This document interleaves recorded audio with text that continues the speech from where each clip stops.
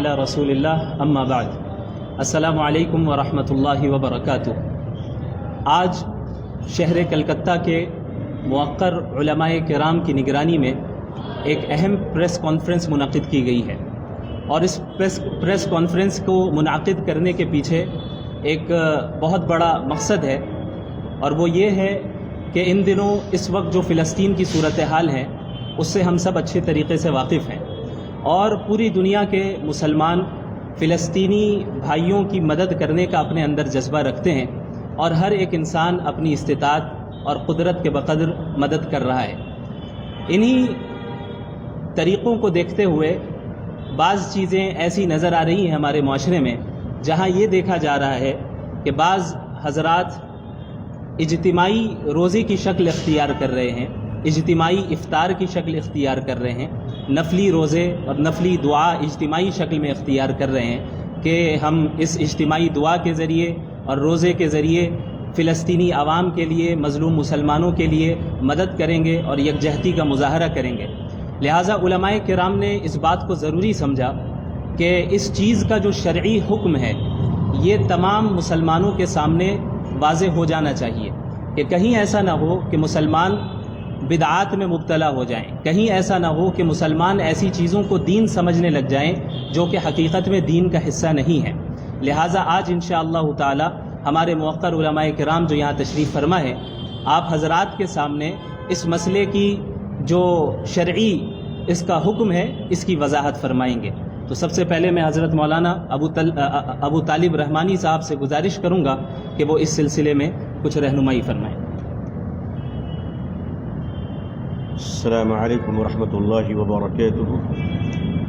بسم اللہ الرحمن الرحیم وبہ نستعین نحمدہ ونصلی علی رسولہ الکریم۔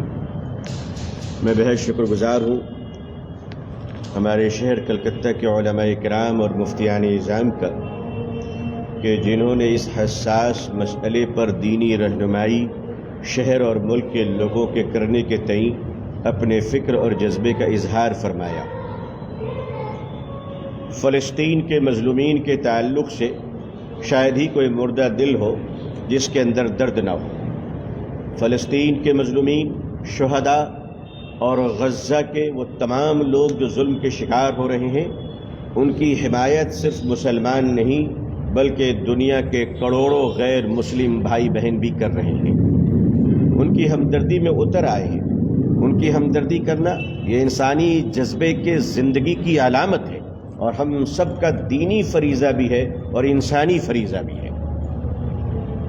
میں دیکھ رہا ہوں کہ اس ہمدردی کی آڑ میں بہت سارے لوگ اپنے رنگین مقاصد، اپنے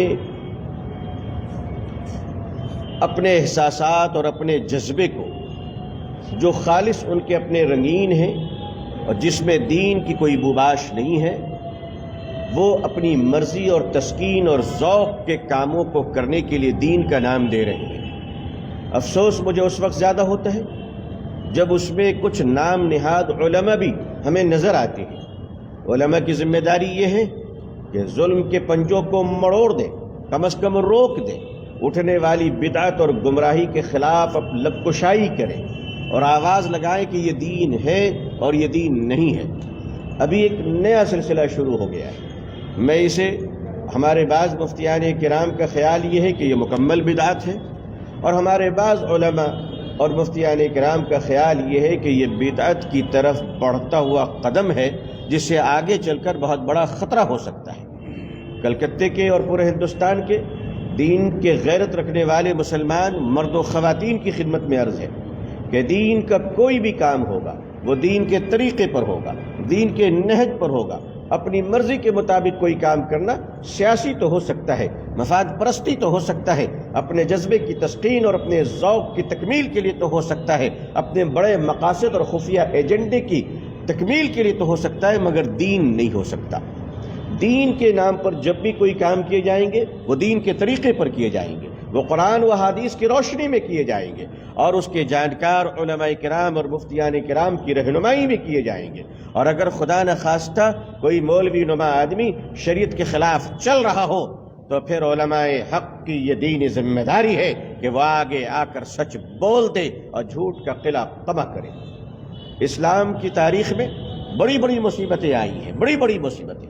نبی کریم صلی اللہ علیہ وسلم کے زمانے میں جنگ احد کا واقعہ یہ کم بڑا دردناک واقعہ نہیں تھا، لیکن اس موقع پر بھی اللہ کے نبی صلی اللہ علیہ وسلم نے مسلمانوں کو نفلی روزے رکھ کر، اجتماعی دسترخوان بچھا کر اور بڑی لمبی افطار پارٹی کرنے کا کوئی مشورہ نہیں دیا۔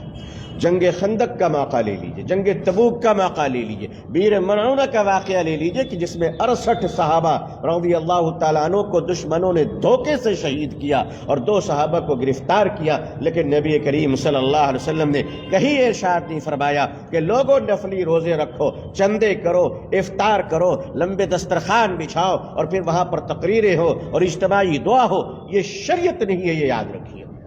ایسے کوئی مثال نہیں، بعد میں صحابہ کرام کی زندگی میں بھی ایسی کوئی مثال نہیں ہے، تابعین اور فقہاء کی زندگی میں بھی کوئی ایسی مثال نہیں ہے۔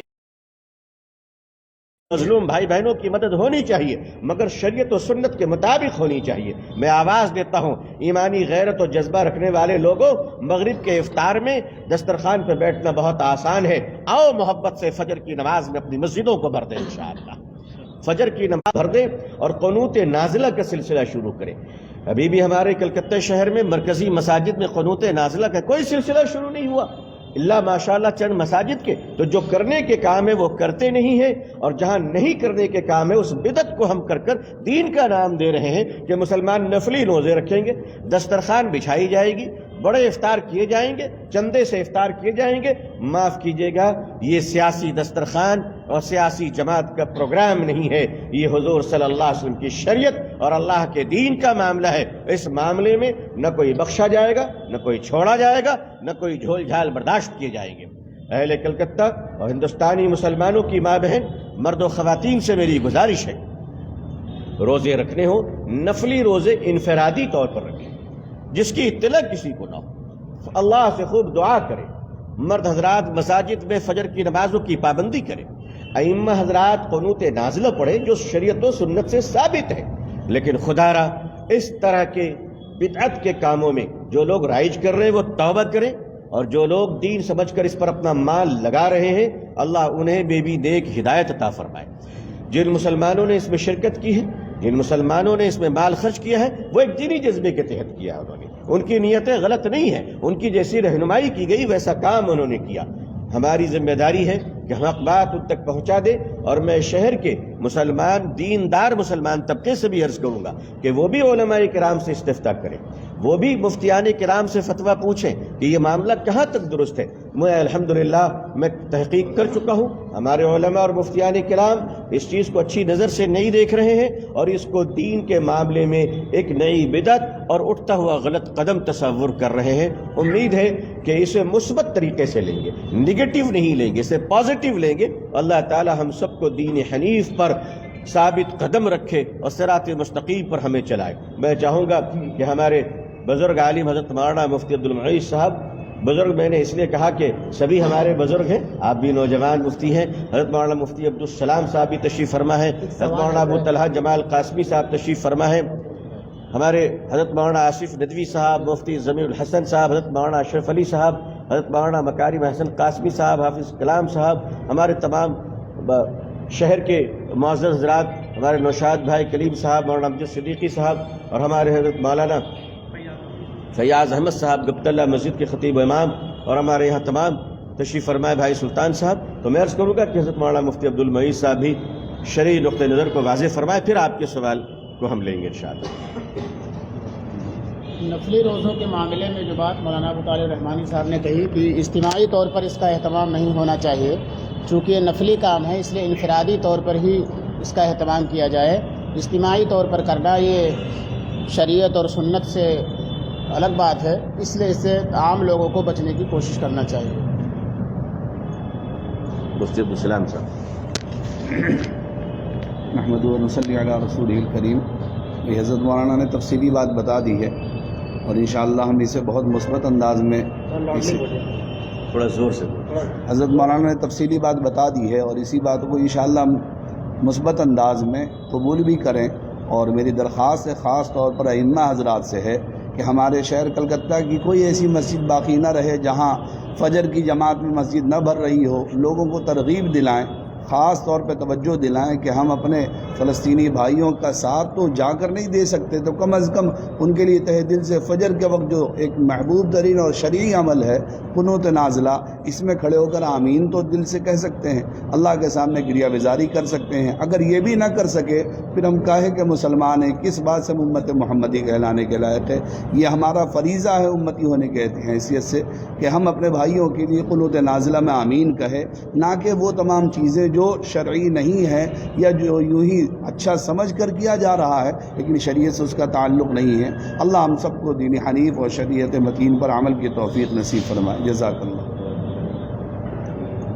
مفتی شمائل صاحب ایک بات کریں گے، پھر میں سوالات لیتا ہوں. یہاں ایک چیز کی وضاحت کرنا چاہوں گا. بہت ممکن ہے کہ بہت سے لوگوں کے ذہن میں یہ اشکال پیدا ہو کہ بھئی یہ تو اچھا ہی کام ہو رہا ہے، اس میں یہ علماء کرام کیوں روک رہے ہیں؟ روزہ رکھنا تو کوئی بری چیز نہیں ہے، دعا کرنا تو کوئی بری چیز نہیں ہے، تو پھر علماء کرام کیوں روک رہے ہیں؟ تو اس چیز کو سمجھنا چاہیے. شریعت کو ہمیں سمجھنا ہے کہ کوئی بھی عمل محض اچھی نیت سے کر لینے سے اللہ کے یہاں قابل قبول ہو جائے، ایسا نہیں ہے. علماء کرام نے کسی بھی عمل کے قابل قبول ہونے کے لیے 3 شرطیں بیان کی ہیں ایمان کے علاوہ. سب سے پہلی چیز یہ ہے کہ نیت کا درست ہونا. دوسری چیز یہ ہے کہ اس عمل کا فی نفسی ہی صحیح ہونا، جائز ہونا. تیسری چیز یہ ہے کہ اس عمل کا شریعت کے موافق اور اس کے مطابق ہونا. یعنی اگر کوئی ایسا عمل ہے جو کہ شریعت کے موافق تو نہیں ہے، البتہ اس کے پیچھے اچھی نیت ہے، تو یہ عمل اللہ کے ہاں قابل قبول نہیں ہے. بلکہ ان تینوں شرطوں کا پایا جانا ضروری ہے کہ نیت بھی اچھی ہو، عمل بھی اچھا ہو اور شریعت کے موافق اور مطابق بھی ہو. اسے ہم اس مثال کے ذریعے سمجھ سکتے ہیں کہ مثال کے طور پہ ظہر کی نماز میں 4 رکعتیں ہوتی ہیں. اب کوئی انسان اچھی نیت کے ساتھ اللہ ہی کی عبادت کرنے کے لیے عمدن 5 رکعت ظہر کی نماز پڑھے، کیا یہ نماز قابل قبول ہوگی؟ ہرگز نہیں ہوگی. اللہ کے لیے وہ نماز پڑھی جا رہی ہے، ایک ایکسٹرا رکعت جو پڑھی گئی اللہ کے لیے، لیکن قابل قبول نہیں ہے. کیوں؟ کیونکہ محمد الرسول اللہ صلی اللہ علیہ وسلم نے ظہر کی نماز کا وہ طریقہ نہیں بتایا. لہٰذا محض عمل کا اچھا ہونا کافی نہیں ہے، اللہ کے نبی کی سنت کے موافق ہونا ضروری ہے. رسول اللہ صلی اللہ علیہ وسلم نے فرمایا من احدث فی امرنا ھذا ما لیس منہ فہو رد. ہمارے دین میں کوئی بھی نئی چیز ایجاد کی جائے گی وہ مردود ہے، ناقابل قبول ہے. کل بدعۃ ضلالہ وکل ضلالۃ فی النار. ہر بدعت گمراہی ہے اور ہر گمراہی جہنم میں لے جانے والی ہے. جزاکم اللہ. فرمائیے کیا سوالات ہیں؟ جی، تو ابھی دیکھا جا رہا ہے بہت سارے علماء کرام ہیں وہ فلسطین کے لیے روزے بھی رکھ رہے ہیں، دعائیں بھی کرا رہے ہیں اجتماعی. تو آپ نے جس طریقے سے کہا ہے یہ بالکل کرنا نہیں چاہیے، کیا دعائیں بھی نہیں کرنی چاہیے اجتماعی؟ دیکھیے، مسجدوں میں نماز کے بعد دعائیں ہوتی ہیں، اس سے بہتر اجتماعی کچھ نہیں ہے. اجتماعی مجلس اب جیسے احتجاج ہو رہے ہیں بالکل ہونی چاہیے، ظلم کے خلاف احتجاج، اور وہاں دعا مانگنی چاہیے. یہ جو نفل اصل میں جو ہم بیان کرنا چاہتے ہیں، جو بات امت تک پہنچانا چاہتے ہیں، یہ اجتماعی طور پر نفل روزے رکھنا اجتماعی طور پر، اور پھر اس کے لیے افطار کا اجتماعی نظام کرنا، اور ظاہر ہے کہ اس میں پھر بینر بھی لگیں گے، تصویریں بھی لگیں گی اور پھر سیاسی ماحول ہوگا. یہ خالص بدعت ہے اور اس کی شریعت میں کوئی گنجائش نہیں. انفرادی طور پر تنہا اگر کوئی پورا شہر روزہ رکھ لے نفل، پوری دنیا رکھ لے، الحمدللہ اچھی بات ہے، دعاؤں کی گنجائش سے انکار نہیں ہے. لیکن یہ اعلان کرنا کہ فلاں، اب جیسے اعلان آتا ہے کہ خواتین کے اجتماعی دعا کا نظام ہوگا، میں کیا سمجھتا ہوں کہ اس پر علماء کرام اور مفتیان کرام سے گفتگو ہونی چاہیے اور ان کی رائے ضرور لینی چاہیے. وارڈ نمبر 43 میں دیکھا گیا، وارڈ نمبر 59 میں دیکھا گیا، 2 ایسے لارج پیمانے پہ دیکھا گیا کہ نفل روزے رکھے گئے، اور صرف اس وارڈ کے ہی لوگ نہیں تھے، الگ الگ جگہوں سے وارڈ سے آ کر کے نفل روزے رکھے اور ایک دسترخوان سجایا گیا، اس پہ افطار کیا گیا. تو کیا اس طرح سے نفل روزے وہاں اجتماعی نہیں رکھنی چاہیے؟ دیکھیے، بات واضح طور پہ آ چکی ہے اور آپ کے سوال کا جواب بھی آ چکا ہے. پرٹیکولر کسی وارڈ کو ٹارگٹ کر بولنا یہ ہمارے لیے مناسب نہیں اور غیر مناسب بات ہے. ہم دین کی ترجمانی کے لیے بیٹھے ہیں، پولیٹیکل آبجیکشن اور کٹاخ کے لیے نہیں بیٹھے ہیں. نہیں، آپ نے دیکھا ہوگا اجتماعی روزے اسی وارڈ میں پرٹیکولر، ظاہر ہے کہ دیکھنے کے بعد ہی ہم بیٹھے ہیں، ہمارا دل بھی اس کے بعد ہی جگہ ہے کہ اس پر گفتگو ہونی چاہیے. صاحب، اس اجتماعی محفل میں، اس اجتماعی دعوت افطار میں علماء دین کو بھی دیکھا گیا ہے. دیکھیے جو لوگ بھی تھے میرے خیال سے وہ شاید نہیں جانتے ہیں اس لیے شریک ہو گئے، تو جو صحیح بات تھی وہ الحمدللہ آ گئی. امید کرتے ہیں کہ اس کے بعد لوگ احتیاط کریں گے. روزہ جو ہے پرٹیکولر انڈیویجول رکھا جائے گھروں میں؟ ہاں بالکل رکھنا چاہیے. حضور صلی اللہ علیہ وسلم کی سنت ہے آدمی نفل روزہ رکھے، بالکل رکھے، اور رکھنا چاہیے، عبادت ہے. جزاک اللہ، بہت شکریہ. آپ حضرات تشریف لائے.